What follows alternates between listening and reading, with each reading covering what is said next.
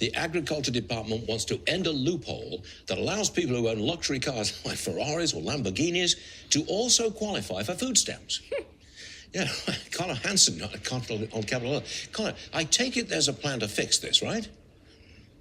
There is, Stuart. The Agriculture Secretary tells us she plans to close this loophole soon because it allows just about anybody to apply for SNAP benefits, even if they have a high-paying job or own a luxury car. It basically just means the feds send the money to the states let people sign up kind of willy-nilly, and then we pay the people. You have people driving luxury vehicles, you have people who are signing up more than once, you have people using dead people's social security numbers. The fraud is, again, it's just stunning.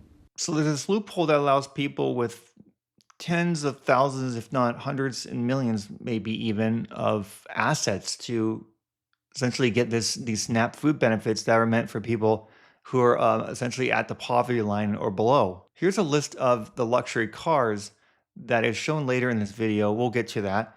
But I wanted to show you what the 2025 prices for the cars that some of these SNAP recipients own. So we have all these people that are owning these cars, Bentleys, Ferraris, Lamborghinis, Porsches, Maseratis, even Teslas. And how can they afford these vehicles if they need to have a certain income level to receive SNAP? I mean, look, we have 203,000, 247,000, 241,000 for these guys on the low end. So since being at the poverty level or having very low income is what is needed to get these SNAP benefits, how are people getting around this eligibility requirement? The Department of Agriculture tells us in one red state alone, SNAP participants own more than 14,000 luxury cars. That includes 3 Ferraris, 11 Lamborghinis, 59 Maseratis, 141 Porsches, and more than 2,000 Teslas. So how does this happen? Secretary Brooke Rollins says there's an exemption called broad-based categorical eligibility that allows people to receive benefits without state officials reviewing their physical or monetary assets. Right now, 46 states have the program. Rollins believes they are very close to fixing the loophole. The department says it has already moved 4.3 million people off SNAP so far in this administration and is pushing for more. And this year, more than 150 arrests have been made for allegedly misusing the system. So what is this broad-based categorical eligibility? Well, what this is a fast pass for people to get into the SNAP program who qualify for other government benefits. And some of these may be non-cash, like if you need job hiring assistance or that kind of thing, you can get a phone number to help you with job placement and training, and also things with childcare and that kind of thing. But a lot of these states here, as I scroll down, they just don't have limits on assets.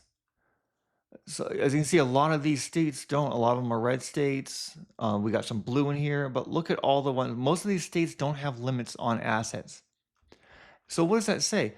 That says that people who earn low income could have millions of dollars in assets. But what are some of these assets? Well, these luxury cars have been classified as assets, but there's also income producing assets like stocks.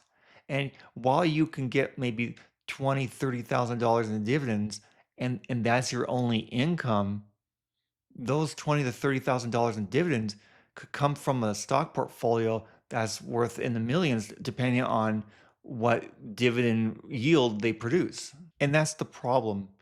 People can sell stocks and get the money relatively quickly, and they can use that for food. The same thing with the vehicles. They could sell the vehicles and you get the money. I mean, if you have a Bentley, you can sell for $100,000. That would feed you for quite a while. Now, under federal rules, to be eligible for SNAP benefits, a household's income and resources must meet these 3 tests.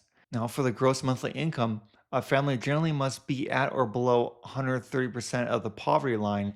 So this example here says, for a family of 3, the poverty line used to calculate SNAP benefits in federal fiscal year 2026 is $2,221 a month.